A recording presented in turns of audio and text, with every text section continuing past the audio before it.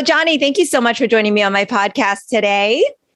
Hello. Thank you for having me. Appreciate it. Well, it's always nice to have another Warrior family member because I've just been so fortunate. Brett's pretty much thrown everyone my way, and I'll take whoever I can get. So yeah. I mean, he's good about spreading the love, in that way. Absolutely. I just wish it didn't take us this long to get to it, but here we are. I know you and I have played podcast tag for months now, but that's okay. You're a jet setter. You're going around the world. I mean, you got to work when work's there, right? Yeah, it's champagne problems obviously to have. So I really can't complain. But I just thank you for taking the time and waiting, being patient with me.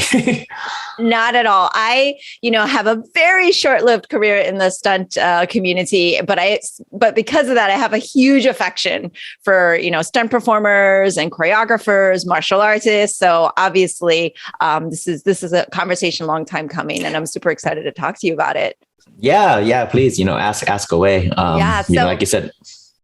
Yeah. No, go ahead. What I read was, and what you were kind of sharing with me was your background and your introduction into kind of that world. And I always love kind of getting to the root of it. And I loved that you grew up on,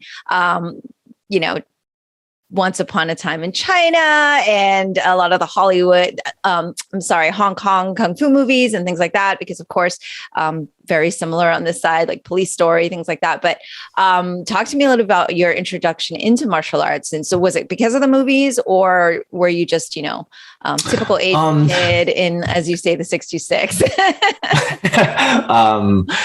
626 represent. I need a 626 t-shirt. I really do. Yeah, there you go. Actually, because we used to burn through, there was family nights of just watching movies, back when VHSs were around. I remember there's a local supermarket that's still here, Hong Kong supermarket, and they had a video store upstairs, and we burned through that entire store. So we used to watch films all the time. So I was quite young for some of these really old ones. If you talk about like the, I don't know the names in English, but like some of them are like Legend of Condor Heroes, or if people who speak like Mandarin, it's like Yichen Tulongji. Yeah, exactly those, So we watched all of those, including all the 1980s Hong Kongs to you talking about the, early, late 80s, like 90s, like Jet Li, when you start doing Once Upon a Time in China, those things. I feel like if you're like Chinese, like you have to watch. It's just like a national, like you want to be Chinese, you have to watch Once Upon a Time in China. You just have to. But I think on a more like child level, I want to say we used to emulate Ninja Turtles a lot. So, go out into the backyard or in the front garden with my cousins and pretend to fight ninjas, and literally just imagination of being like, careful, watch out over there. There's a ninja. And like, I run over there and like beat up a ninja. And so which turtle were you most importantly? My favorite one was Raphael. Of course. The only one with a New York accent for some reason. I like the color red. It's a hard color to wear. Yeah. But that's part of why Raph was my favorite one. And so we used to play fight all the time. And my really first introduction into martial arts was I started play fighting with my cousin. And then one time while we were doing this, I remember I was just emulating things on TV, and I was throwing like spin kicks at his face, and he kept like dodging back and like teasing me like, you missed. And eventually he backed me to a couch and had nowhere to go. So I kicked him in the face and I broke I knocked out one of his teeth. Oh my gosh. And when that happened, that was the moment when my dad was like, okay, like, let's put you in actual classes so that this kind of stuff doesn't happen. And so that's how I actually got my start and my first introduction into, which was traditional Kung Fu. That's how I actually got my real start. I did that for about 2 years. And then that was roughly when I was about 13 or so. And I started doing very poorly in school because I learned the joys of going out and stuff. And basically, as a punishment, I was 12. My dad took it away from me as a punishment. So I was forbidden from doing any classes, for about 2 years or so. And then when I started high school, and my grades came back up, he was gracious enough to put me back into martial arts. And that's when I actually transitioned, because I think by that point, my Kung Fu school had my teacher had moved back to China. Okay. So I did start doing a contemporary Wushu.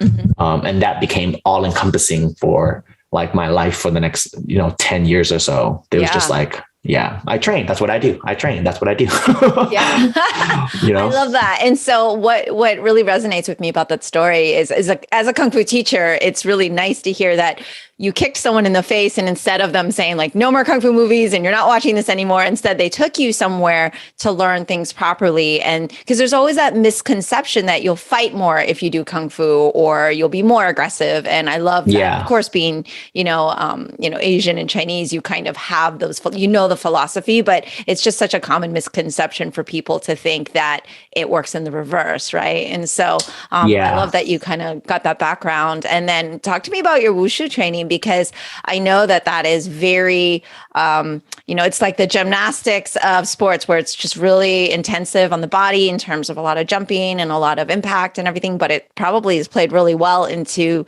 that transition into stunt performing and everything too, because you get to have kind of that acrobatic nature. I mean, when some people used to ask me, why did you do Kung Fu? Why did you do Wushu? And the really simple short answer is, I'm Chinese. And my dad said, if you're going to learn a martial arts, you're going to do a Chinese martial art. That's literally why it was Kung Fu and Wushu, and no other options besides that when I first started. So, I mean, when I was doing it, it wasn't until I was about 16, because I did it, we would go on the weekends, or because obviously I was still in school. But really, I think I hit my stride when I turned 16. And, my dad was always kind of teaching me with the idea, if you're going to do something, you might as well get good at it. Why spend the money and do something and just waste your time, So when I hit 16 is when it became just, I think that's when I started doing 4 times a week as opposed to just twice on the weekends, and weekends are always hard, I feel, because a lot of times we would just do Saturday and Sundays, which is great. But then you get 5 days, unless you're training at home, you get 5 days to forget everything you've learned, So I started doing four classes a week, would go to school and then drive, my sister, bless her, would drive me through traffic, because I was training at that point in the city of Walnut, which from LA is roughly, without traffic, 30 minutes away. With traffic, it's an hour easy, due east. And so she, would go to school and drive me there. And, we would just do the training, and then, got really, really hardcore into it. And it's all I wanted to do. I remember like in high school, I was supposed to take a girl to like one of the dances that you're meant to go to. And I just told her on one of them, I was like, oh, we're going to be an hour late because I got to go train. I got to go train first. I'll come pick you up afterwards. And like, I didn't have a competition. I just had to go train. It's just what I did. I did the competition circuit for a while, met a lot of really cool people. A lot of those guys I actually met through the competition circuit are also stuntmen and doing, and awesome for themselves. Sure. Yeah. Wushu's definitely helped, just because, it's a very, as you say, it's a very fluid, kind of style of martial arts. There's a lot of, acrobatics involved, not necessarily flipping per se, although it's changed now, but a lot of aerial kind of movements, but because it's kind of complicated in the sense of you're doing wheel arms, and there's a lot of spinning and twisting of the body, and like, trying to, match legs to circular arm movement. So it's really, really good, if nothing else, for like coordination. And so for me personally, it's really helped me transition doing stunts in just terms of like being forced to do like weird things with your body, uncoordinated things.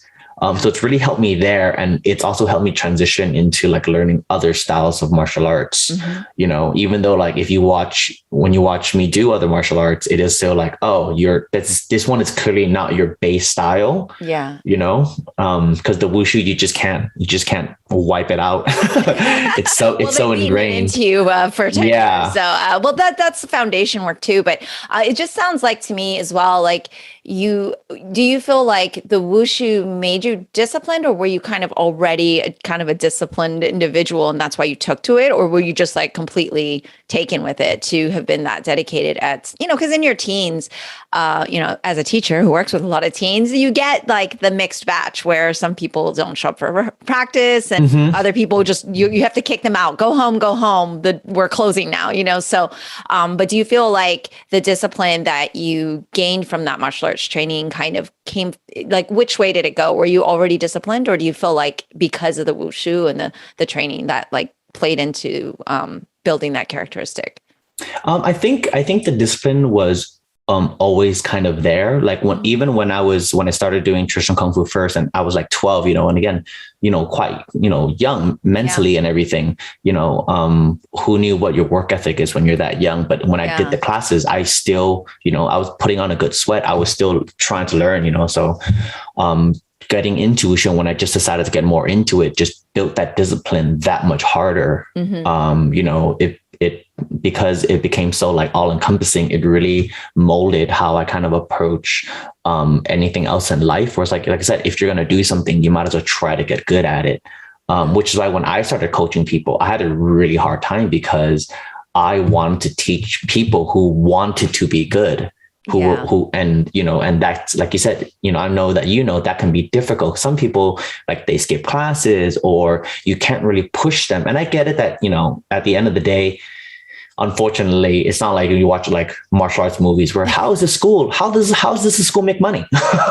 But, you have to run it as a business. So there is that fine line where you have to juggle how hard you can push them versus you still got to run a business. And I wasn't particularly good at that. So I had to train like older kids who you could actually push. I remember like, sometimes kids would, they would go, oh man, like, that you train so hard and you're so tired, you want to throw up. And I'd be like, go throw up. It's fine. You'll be fine. Right. Just throw up and come back, keep training. Yeah. I was like, I've done it. I have really bad endurance. And I used to throw up all the time. And I would just you would do a set. My endurance would run down. I would go throw up. I would come back. And by the time I'm done, it's my turn again. So I just grab a cup of water, go back out and do it. Get sick again, run back, and it's just rinse, but that's just how, my coach was from China. He was a famous martial arts coach, Wushu, Brian Wang Zhentian. He's, in there at the time when he was competing, he's from Nanjing, Southern China area. And there was, what they call the San Zhang Yi Wang, which is three guys, surname is Zhang, one is named Wang, and he was the Wang. So he was famous and he was known as Chang Wang, the Spear King in China. So that became my specialty weapon. So I took after him. And like the best compliment I ever got from him was, oh, you're starting to look a little bit like me, you have a little bit of my feel. And I was like the best, like, oh my God, compliment. Oh my gosh, I love that. Yeah, I was going to ask you, what was your event that was kind of your thing? So the spear. And I mean, coming from, Southern, did you do a lot of Nanchen or like? No, I didn't feel, my other friend, Paul, who was with me, we became the most senior guys. A lot of the guys who we came up with who were in college when I started, they graduated and moved on. And so we became the two most senior students.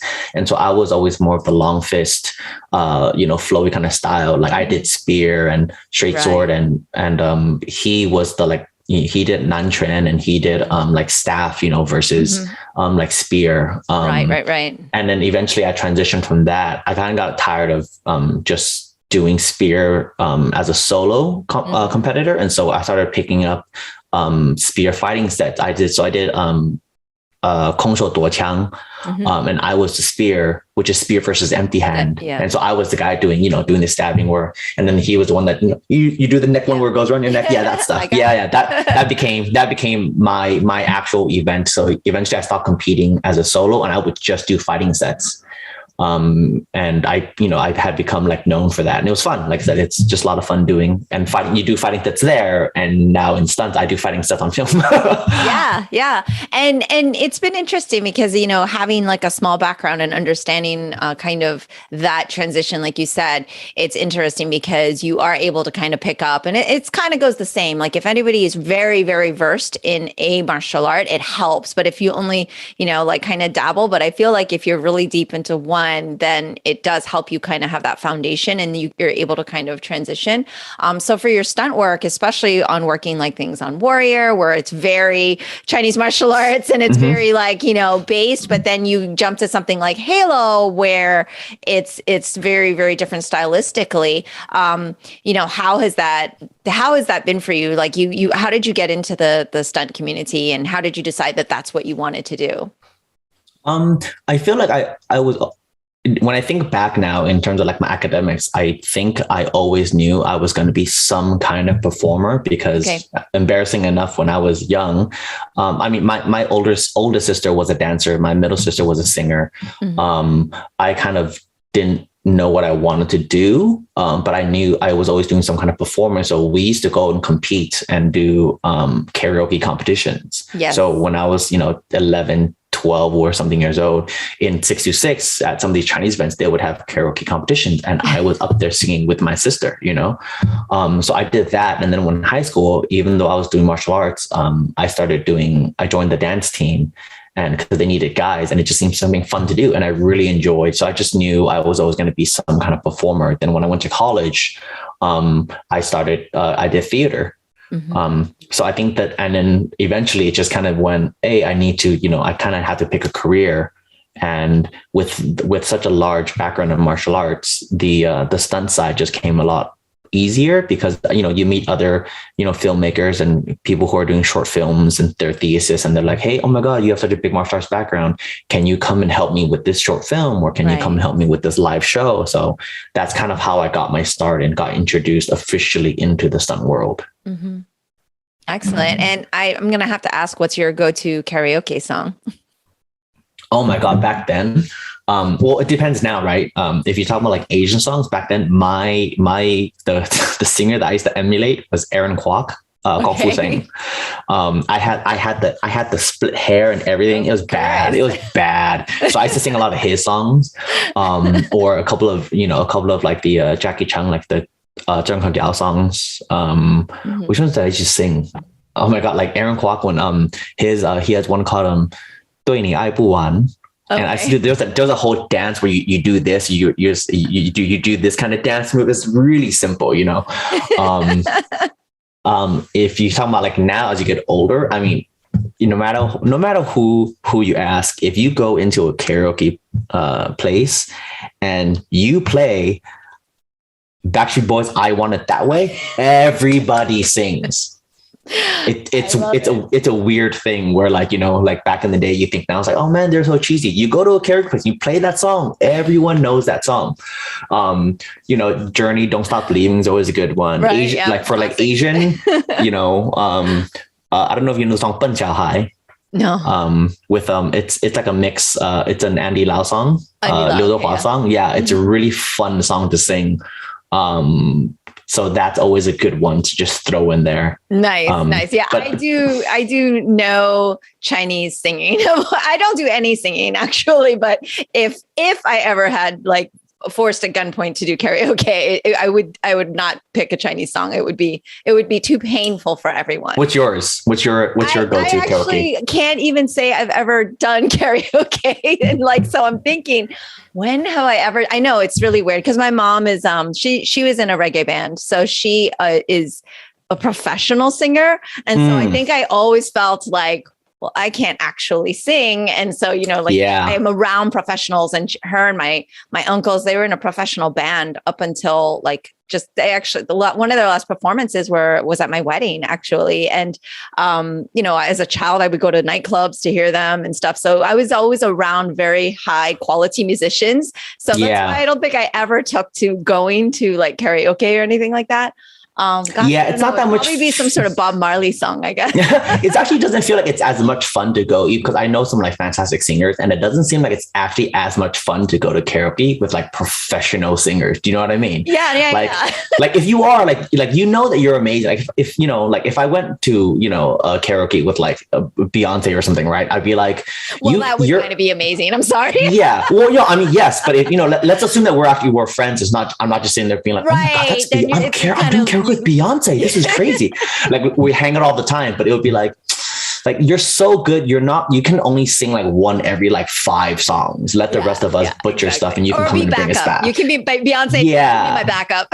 Yeah. We're here for fun, but you're just so good. Like let us be terrible first, and you can come in every once in a while. I don't know. I have a feeling that you're pretty good. It sounds like you won competitions and you're rehearsed. So, I mean, you're kind of like in that, No, the other people was just that bad. I never took my sister did the singing classes and stuff like that, so she really tried to go for it. Yeah. I never, I kind of did for fun because I thought it was, I like singing. I wish I had done. It would have been really great to do actual vocal lessons and, like train your voice and, because I do like to sing. Yeah. I just can't sing. All right. So I can't wait to hear about the Warrior cast and crew karaoke party that goes down this summer. I'm gonna follow up with all you guys and make sure that I don't think we ever went to, because I don't think we could find one. I think we tried. I'm pretty sure there's no way that I'm gonna get on Langley to find everybody a venue. Yeah, and make this happen. Why did we never go to karaoke? We someone must have looked and we couldn't find one. Okay. But if there is one, yeah, we totally should.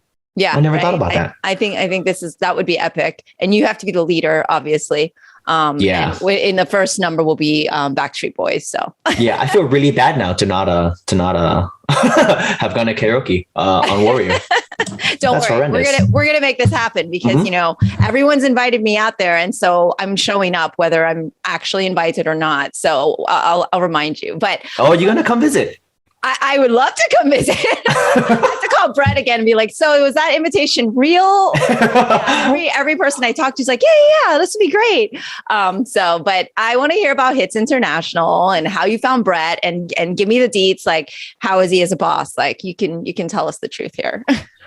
Brett's, honestly, Brett's become one of my best friends. I actually met him on Olympus Has Fallen, a Gerard Butler film that we filmed in Louisiana. And this was 2011 or something like that. Right. And we, on that show, we were just both fellow performers. I actually didn't realize, I had actually submitted my resume to him because he was already coordinating by that point, okay. And I submitted myself to him in Canada, and he responds to like every email. And so we were talking, and he was just kind of like, Johnny, yeah. And I was like, didn't you send me your resume? And I was like, I did. And so that's how we met. And after that show, I just kind of kept in touch with him. I was quite intimidated by him when I first met, because that show in Louisiana I was still very new in the business. And, I was around all these guys. That show is how I met Brett and how I met all the, in the martial arts industry, the greats, like, the James Dews, the Simon Rees, the Andy Changs and stuff like that. All the other OG stunt guys who have been in the business for years and years. After that show, I just kept in touch with Brett, and he just, like, hey, Happy New Year's, how's it going? Really easy chats. And then one day he had a job on the show that must not be named in New York, and he needed an assistant coordinator. We had a terrible time on that show. And he needed an assistant coordinator, and his normal guys were not available. And so he just took a shot in the dark. I had been filming YouTube videos and short films and like teaching myself the art of filmmaking, for a while. And he had been just kind of following along, unbeknownst to me. And he just gave me a call one day and said, hey, do you want to come be my assistant coordinator? So he took a left field shot in the dark, because I'd never really done anything like that before. Okay. And we both like agreed, like, this could go really well or really badly, because we don't really know each other in that way. Mm-hmm. And now we're going to spend, 12, 14, 16 hours a day with each other for the next 6 months or so. And so, so he taught me a lot on that show, and, really, really just threw me into it. But I really think like, the discipline for me, the discipline from like trying to break your body doing martial arts and having that mentality really helped me on this show, because, I almost broke myself trying to work on this show, because it was my first try and I just really want to do a really, really good job. Yeah. And I think because he and I went through the trenches together in this show, that's how we kind of bonded. And then again, it just worked out really well. So then when he eventually got Warrior, that's how he then it was like, oh, I became a natural. Hey, let's go do this show in Warrior now. In terms of joining Hitz, it was never on my radar. I try not to think too much about like, I knew he was part of Hitz. I never worked with him and ever asked him about joining or, hey, how do you join? Right. I find it much easier for me to just tunnel vision on a show, and I just do this and I don't think about, and I like to hope that, the hard work would just lead to more and more, down the line. And then, so again, because of, I think how hard he saw me working and just how well we gelled, and loyalty, he's very big on loyalty. So I don't know, maybe the fact that I stuck with him through all of that was kind of like, wow, like John, like Johnny can hang. So then he, at the end of the show, he asked me to join, and I was like, I had such a good time working with him. I said yes, and I saw the stuff that all the other guys around the world were working on and have worked on, and I was like, what a cool place to be part of. And because they are actually in like an international group, I've been lucky enough to like travel the world, which is great because I also love traveling. So it just kind of melded like my life together. Amazing. Yeah. And everybody I talk to just can't stop talking about how amazing Brett is. And having gotten the honor of interviewing him, I knew that was going to be a very positive answer, but I had to give you a hard time about it. Yeah. He is an absolute machine. If anything else, I would tell him, I've told him this before and he knows it. I was like, the negative I would say about him is he works too hard. He is a machine, that guy. And so that can be the only thing. He expects a lot from, because he gives so much. He does have high expectations. He doesn't allow you when you work with him to just coast, because he wants but it comes from a place of love, because he wants you to get better. Anytime you do a show with him, he does want you to come off that show being better than you came in. And the only way to do that is to be pushed. So he is a hard taskmaster, but in a good way. He's not abusive about it. He doesn't believe in, and I don't either. You do not have to lead with fear. You can lead by respect. If I'm working for someone begrudgingly and only because I'm afraid of him, I work hard because that's just my work ethic. But you do not get that extra 10, 20, 30% and the extra mile because you're abusing me. Why would I hurt myself that much more to help you? So that's the kind of family vibe that Brett like cultivates, where you want to help him because you can tell that he wants to help you and he's trying to help you. Yeah, he's absolutely amazing. And the work shows as well, right? So seeing the result of all that hard work is very, very evident. And, getting acclaim as well and nominations and all of that, it's not by accident, and it only happens through hard work. And I was curious because, and I don't need you to go like into too much detail, but, you talk about like that horrible experience, and I think a lot of people are really curious about these behind the scenes and what happens, like what makes something coming off a set, you saying, wow, that was something special. Because everyone I've spoken to on Warrior, like clearly friendships have been made that will be lifelong. Clearly there's been something really special about working on a show like that. And then when you mentioned you and Brett meeting and kind of going through the trenches, like what makes a good experience on set and what makes a bad experience? Warrior was just like again, maybe I'm just like reaping rhapsodic on Warrior, but I had such a good time and I love the people on it. But it just had this feel like everyone came in and everyone was so good natured, from the cast to the crew to the production side. Like we all knew we were coming to do this thing and we all wanted this thing to be good. So everyone was down for the hard work, and to do whatever they could to try to make it good. So I feel like the passion and the love for the show and the art was really there.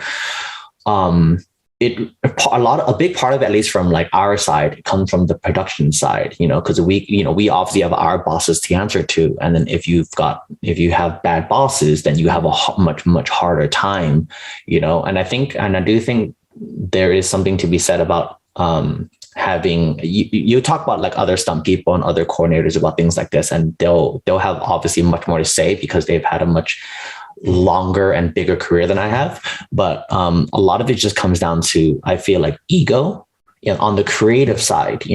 I think it's changing now because a lot of stunt coordinators and stunt performers are becoming filmmakers, right? And they're becoming directors. So the knowledge is a lot bigger. So it's much harder nowadays to just have a stunt person come in or a coordinator come in, create an action, and then be pushed to the side as if like, you just do stunts. You don't know what filmmaking is, go away.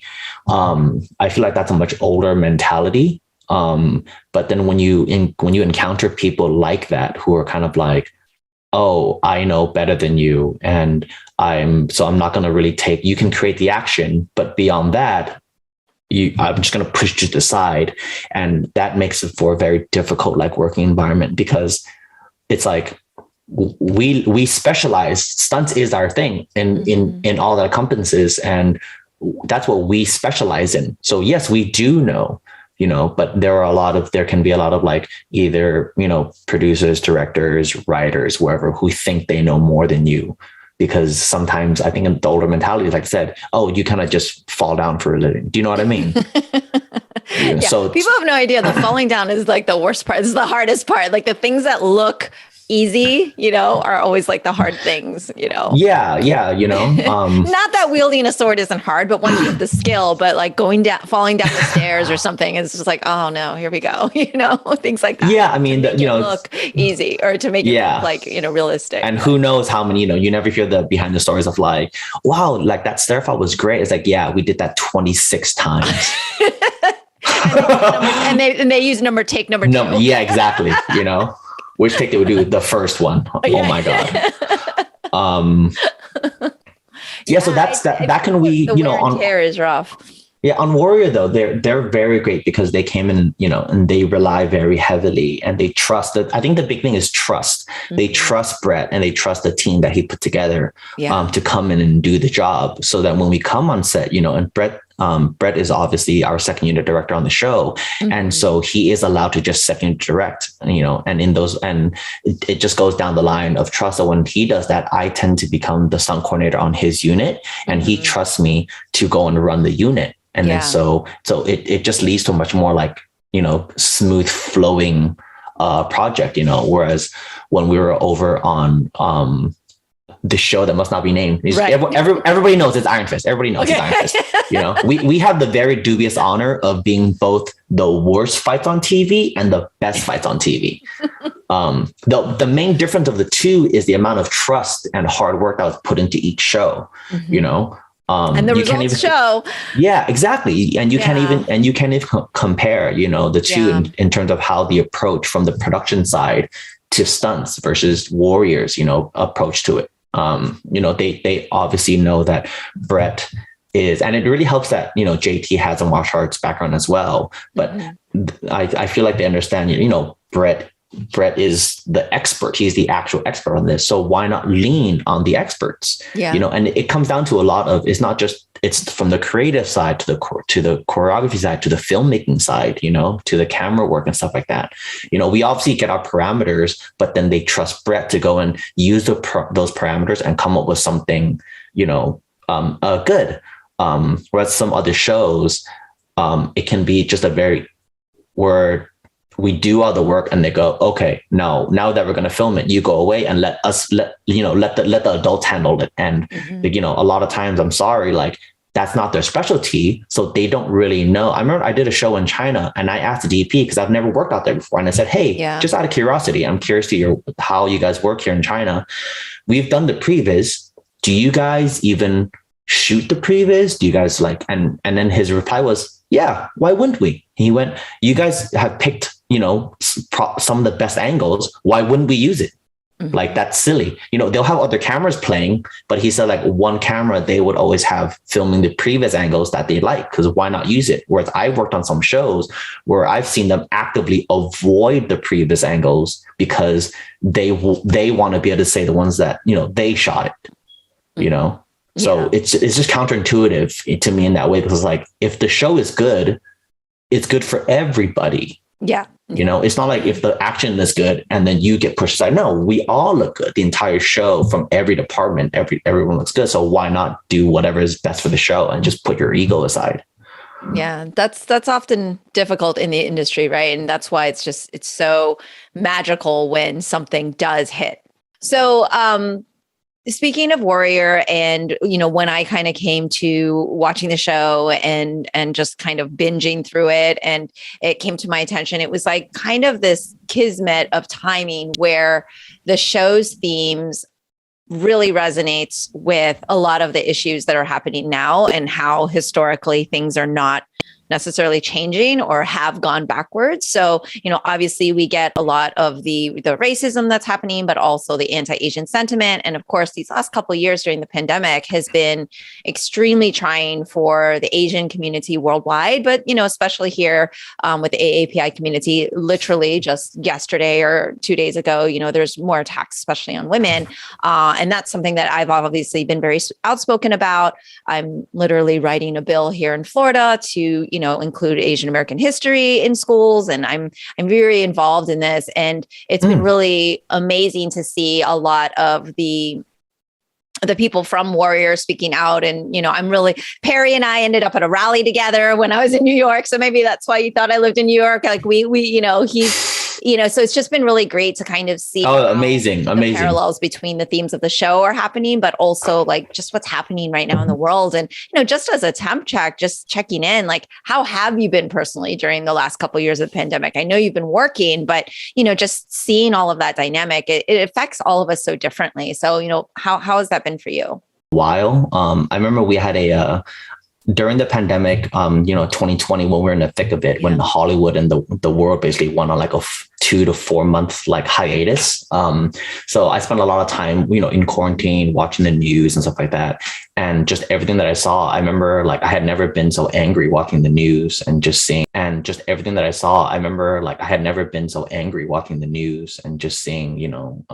all the anti-Asian sentiment that was going on. And,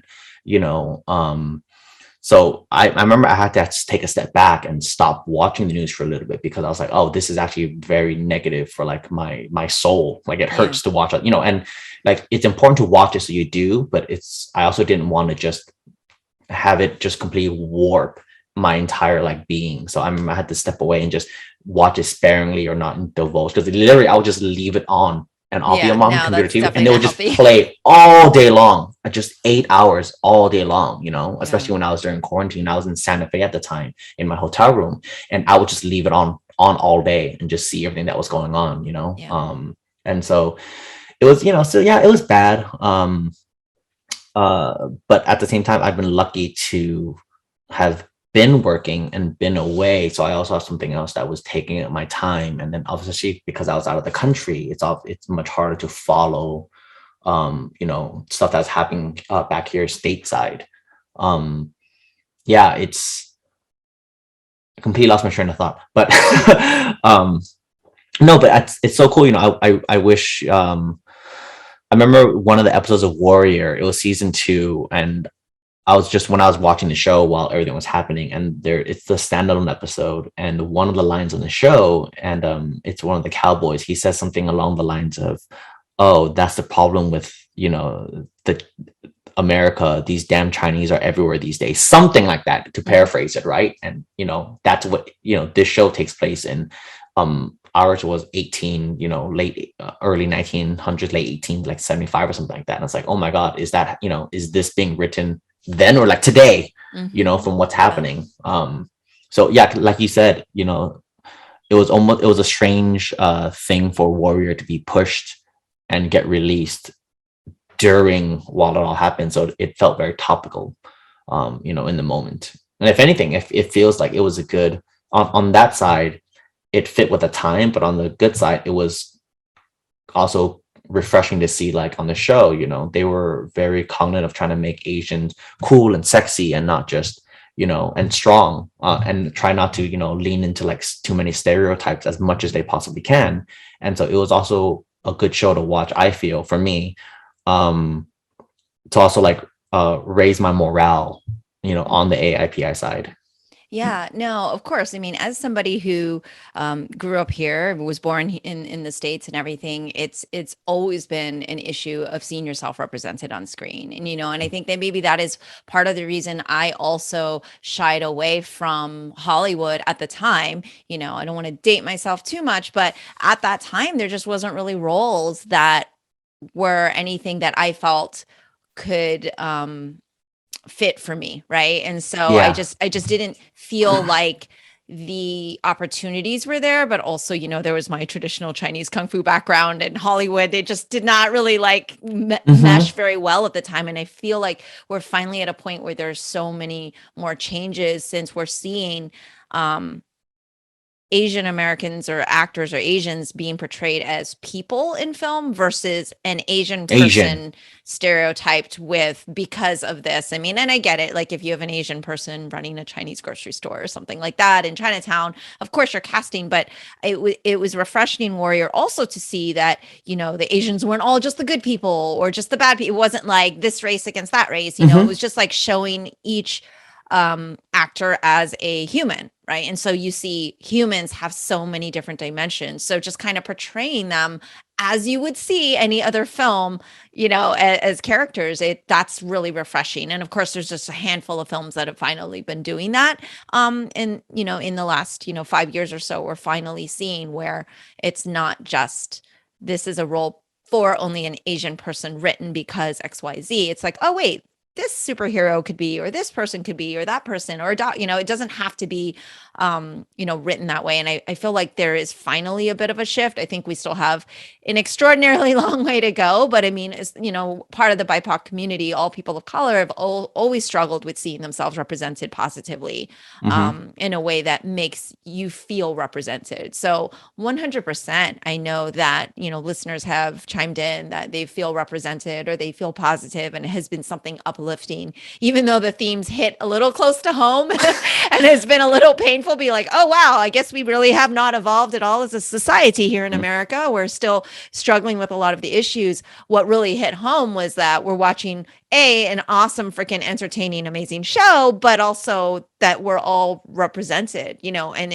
I think that was just something really, really special. And so we're very excited for season 3. And I'm Hoon and I have been playing text tag now for our second podcast because I know he's quite busy. But you know, I just spoke with him yesterday. Funny you bring him up. I literally was just on the phone with him yesterday for like 30 minutes or so. Yeah, so he's been great. Like it's been just kind of surreal to be able to kind of build some great rapport with a lot of the cast and the crew, and so it's been really nice. But it's a special show for the times, but also kind of for us as Asians watching the show, right? It's very important, and I think I'm really glad that that push, the fans and everybody pushing to get it to come back and everything was really important. So I'm very excited for it. And so talk to me a little bit about what's next for Johnny. Like I know, like you said, you did the stunt work, and that takes a toll on you. And a lot of people end up going into coordinating or directing, or you know, do you have kind of different things in your tunnel vision? Do you have new goals, or are you just kind of going with the flow? It's probably a little bit of column A, column B. You know, and again with Brett's influence, I've been really fortunate to work with people who want the people around them to grow, you know, like Brett, who continues to push me and wants me to do well. So he's always trying to find a way to lift, you know, he wants to climb and he wants us to be behind him and climb with him the entire time. So really through working on Warrior, because they lean so heavily on Brett, and then, you know, to a smaller extension myself, I've gotten to really see firsthand and be, you know, as close as I can be, you know, without being obtrusive, to the directors and the storytelling. And I find that side so fascinating. So it's really like helped me as a stunt performer, as a stunt coordinator, as a filmmaker, to try to like, oh, where's the story, you know, and where's it going? Whose story are you trying to tell in that moment, in that shot, you know? And then so I'm finding more and more the directing side really, really fascinating. So, you know, I'm always like on set, like kind of just like, you know, off on the side, like watching, being like, oh, you know, what's he doing? Why is he doing that? You know, just trying to absorb as much as I can. Down the line, you know, it feels like the natural transition for, you know, stunts tends to be you're a performer, then you become like an assistant or like a fight coordinator, and then you become a coordinator yourself, then you become a secondary director, and then if you can push past that barrier, then become a director, producer, you know, and all that. So that just seems to be the kind of natural path that we tend to go, and I would love to follow that path. You know, again, I find the storytelling element as gratifying as the action element now when we work on shows. And, you know, same thing is just, you know, changing a shot or a camera angle or a cut, you know, an edit at this point, you know, can alter the story that you're trying to tell. You know, I mean, we used to always say when people talk about how you how important camera work and the story that you're telling is. Like, you know, you can take the best screen fighter that there is, and you can completely ruin him with bad camera angles and bad editing, you know? So it's so because of that, I see it's so important that, you know, I'm trying to grow in that sense as much as I can. So, you know, that's what I really want to do. And like I said, Warrior is such a great place for it, because they allow me, like I said, when I'm on set, it's not just like, Johnny, go away. You know, I can be right next to the directors. And we bring on fantastic directors, you know, to come work on the show. And so I'm always there, and, you know, same with our DP. So I'm always there next to them, and I've never been like told to go away. You know, maybe they want to, and they just have never said it. Like, I don't know, like, I can use swords and stuff. So yeah, that still works in my favor. So that's it. So they've been, you know, they're always there, and I've kept in touch with, you know, some of the directors, and, you know, when I ask for advice about stuff, and, you know, they've been always gracious enough to answer me back, and, you know, give me their advice, you know, to also same thing, to just, you know, help me grow. So yeah, I want to say that's where I want to go. Who knows if I'll get there. I remember one of my friends, Lynn Oding, who was a stunt performer turned coordinator turned, you know, Lynn. Actually, the last project I ever worked on was Lynn was on, and Andy Chang was the stunt coordinator for the last stunt thing I ever did. Oh, okay, how long ago it was. And so Lynn's directing now. And, you know, I don't know where I was going with this. I owe a lot to him. He's been very good to me, you know. Yeah, well, he's a great director and resource for learning and stuff. Yeah, and same thing, like, you know, I'll message him once in a while to like ask for advice, and, you know, because he's doing what he is doing what he's doing. And he told me, you know, one time he said, like, you won't know until you try it. Try directing, you know, something like really like a short, or, you know, something like small, but as an actual director, and see if you like it, because like, you might do it and be like, never mind, I'd rather be a coordinator or a second director, you know. But he said you won't really know until you really get thrown into it. I've done, like, you know, we've all these, you know, YouTube short films and like action films and stuff like that, but it's not the same when you're just calling your stunt buddies to come out and do. It's not the same as doing a proper, you know, an actual, you know, short film with. So it's completely different. This is what he was telling me, and he says you won't know until you try it. Yeah, that's true. But that's always kind of a catch-22, because it's not like, oh, you can just sign up to get that opportunity, right? Like, it's something that like has to align, and then you have to kind of vie for it. I mean, unless people are just dropping directing. No, I mean, I say this, and I say that. I'm sorry. No, I wish. I would be incredibly surprised and honored if someone were like, hey, I want you to come direct this thing. I'll be incredibly nervous at the same time with the very stoic, like, no problem. I totally know what I'm doing. No, in terms of like just being an indie filmmaker and then creating and shooting your own, you know, I have friends who are writers, and working with them to, you know, come up with something and write something that, you know, we can work on together, that I can like try and direct, you know, when I get a chance. I've been both, fortunately and unfortunately, too busy to do it.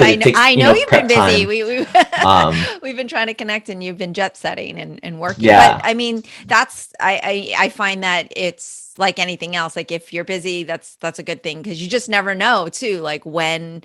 I mean, especially with COVID, like everything's shut down. And so, I mean, it's kind of like one of those, like, if there's work, you take it, right? Like, I've had coordinators tell me when I was like working, it's like, you know, great, take the job, save the money, because we didn't, this is earlier on, because they were like, we have no idea if we're going to, nobody knows, like we could have shut down for like a year or something. So it was like, if you're working right now, it's like, work and then hoard the money just in case is what like some other like people told me when I was lucky enough to still be working through the pandemic. It was definitely a crazy time. And it was really interesting to kind of see the creative ways people were kind of starting to come back to work and what they had to do. Like I loved watching some of the, you know, behind the scenes, like where they do a little bit documentary work on like, oh, here's how we got around COVID, and, you know, what the different changes it had to make. And hopefully we'll see that shift now where everything's kind of normalizing again, and we can, you know, proceed through life safely and responsibly, but also in some way normal, right? Like hopefully things are kind of some form of normalcy. Some form of normalcy would be great. Whatever that means at this point. You know, so I love, because I know we're running out of time, I love asking all my stunt friends, like, is it hard for you to watch action and just enjoy it without dissecting it? Yeah. It's pretty much It's impossible. it's so difficult to just turn your brain off. But at the same time, it's because of what I want to do when I'm watching a film. Other than the action, I'm also um kind of aware of what's on the screen beyond just the action stuff. So I'm always like, like, oh, that's interesting that that shot was like that, So instead of just watching and being like and being immersed in it, you're kind of dissecting the entire film as a whole, and to the point where I've gone, I've like there are some films that when I saw it, I was like, I was blown away by, and I've rewatched it and gone through it like scene by scene just to study the film, be like, wow, that's so cool that they did this, or For that's interesting that example. this was there. I remember the last time I did that was for Knives Out. Okay. I just there's something about that film, and I love and hate him that he wrote it as well, that he wrote and directed. You know what I mean? It's not, he didn't just direct it. Oh my god, he wrote an amazing. And I just love, because I remember when I was watching it, just something about the presentation, and I remember watching some behind the scenes of how he set up shots and where he would put the actors, and it was very aware. Like, we always want to make sure, we've got like these actors here, and behind I want this, and behind them I know I want this. So it's that choreography, and that blocking that's like really interesting to me. That 1917 Right. was as from a technical standpoint was I was ridiculous. blown away as well. Yeah. Was, oh And my, like, I don't know yeah, I've seen anything. that 2-3 times and just gone through, and I've watched all the behind the scenes stuff. Yeah. You're You're like, okay, that's one cut. That's because there's just not that many when you think about it, but you're like kind of looking for all the like, oh, that's obviously a wipe. We all know that. We all know how to right. cheat the stitch, with a wipe, stuff like that. Right. But some of the other ones where it's not, and to see like, wow, I wonder why. And I wish I could ask them like, why did you do a cut there? When it was like, what? Well, I just want to know like the logistical reasons, because it can only help you like, understand the visual effects aspect side of it, like working on Warrior is great and all, but when we did like Halo was such a big wire explosions, VFX, stuff like that, and so it's just a different mindset that with its own set of rules that you have to learn about, like, oh, we can't do this from a because the restrictions on the visual effects side means you cannot, so we had to figure out ways to work around it, which presented a lot of its own challenges. So learning things like that when I watch behind the scenes of shows like 1917 lets me, oh, I see. So when this happens, you can't because of this, and you just apply that to, other jobs that you go on. But yes, 1917, it was one of the few times when the Oscars came around that I had a real horse in the race, and I was just like, he better win. and they announced Roger Deakins. I was like, yes. He deserved. Oh my! It was just ridiculous what they did on that show. I agree, and I most people around me have not seen it, and so I've been waiting. When you just like, what? You mean you haven't seen it? You're just so excited about something that is refreshing that you haven't like felt that way about in a while. And I get that with the Knives Out too, because it's something kind of different, right? And so it's always refreshing and exciting. But I hear when you're like, you get to cheer for something, and it's kind of like when the awards come around. There was one year, I don't remember which one it was, but it was like every movie was really depressing. Because you vote in the SAG Awards, and I'm like, man. I'm one of those, like, when it comes to real voting for like government stuff, when it comes to SAG, whatever I'm voting for, I'm like a stickler for rules. I'm like, I have to watch every film so that I can be informed. And I was just like, I don't know if I'm going to make it this season. It was like, everything was just like, just a downer. And I was like, so I think because when did was 1917 all the stuff was that during Parasite came out, or it was just one year where everything was just so sad. I think that year with 1917, and it was one of the few years, but maybe it was because of the pandemic, so we had more time on our hands where I actually was able to watch every film that was in the category, and so that's why I was really like invested in it, just because I'm like, this one definitely, come on, you guys. This one has to be. And again, watching the behind the scenes stuff with like when they built the little lights and to like see how the shadows would go, and they built that giant light fireball tower, like just like things like that, and I was like, come on. How can he not? What does he have to do? And one of my other DP friends and producers was saying like they feel like their joke is because at the time they had done like Birdman, the other like long Warner shows, and like they feel like Deakins must have just at some point was like, oh, you want to see a Warner movie? I'll show you a Warner movie. And then he made 1917. That was no, I'm with you there. Like, yes, I felt the same way. So I'm glad that we could share in that. Yeah. I think like in my head, I mean, that's the last time I took a movie and like I went and watched it like over and dissected it down. Yeah. You know, that was like a while ago. Yeah, no, definitely well deserved and everything. So, well, hopefully you'll come back and talk to me again, and it won't take like 6 or 7 months, but if it does, that's fine too. Yeah. I mean, or you know, we can do it live if you come out and visit us in Cape Town, because apparently other people are extending you the invitation. So I would be remiss if I didn't. So hey, you should come. There we go. So it'd be like everyone invited me except for Johnny. Yeah. So. Yeah, I'm writing that down right now. Johnny's the only one to invite me, and I'll remember that. No, and then we'll have the karaoke party. Yeah, I'm gonna look now. Now that you bring, I am gonna look. Is there a karaoke place? I'm trying to like calculate the time. I'm like, is it too late to text Langley? Because you know he's been so cool, and so I'm like, you're the local here, poor guy. He's got to be the resource for everything, right? Yeah, can you imagine? He'd be like, I love karaoke. I'm there. I was like, I'm here right now. Oh my gosh, that would be amazing. Perhaps off air we'll make that call. So Johnny, good luck with everything you're doing, and it's awesome work. And we're excited for Warrior season 3, and of course Halo and all the other stuff that's coming out. And I'll link all the good stuff here for everybody so they can learn more about you and Hitz International. And it was a pleasure to finally meet you. Yeah, same. Thank you for having me. That's all for today's episode. Thanks for listening to the Sifu Mimi Chan Show. Please subscribe and rate my podcast on your platform of choice and leave a review. You can become a patron of the show at patreon.com/SifuMimiChan to help keep this podcast going. Follow me and interact on social media at Sifu Mimi Chan on Instagram, Twitter, or Facebook.